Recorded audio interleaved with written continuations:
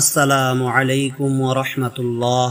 প্রিয় দর্শক, আজকের ভিডিওতে আমরা জানব রাসূলুল্লাহ সাল্লাল্লাহু আলাইহি ওয়াসাল্লামের সেই হাদিস সম্পর্কে যেখানে বলা হয়েছে 3 ধরনের মানুষ জান্নাতের সুগন্ধও পাবে না।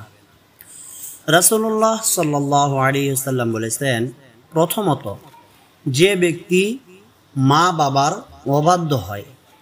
মা বাবার খেদমত করা জান্নাতের দরজা, আর অবাধ্যতা হলো ধ্বংসের রাস্তা। দ্বিতীয়ত হলো দায়ুস, অর্থাৎ যে ব্যক্তি নিজের পরিবারের নারীদের অশ্লীলতা, গুনাহ, ব্যভিচার থেকে বিরত রাখে না, বরং উদাসীন থাকে। তৃতীয়ত, যে নারী পুরুষদের মতো সাজসজ্জা, পোশাক ও আচরণ করে। ইসলাম নারী পুরুষের স্বতন্ত্রতা বজায় রাখার নির্দেশ দিয়েছে। হাদিসটি সহিহ মুসলিমে এসেছে।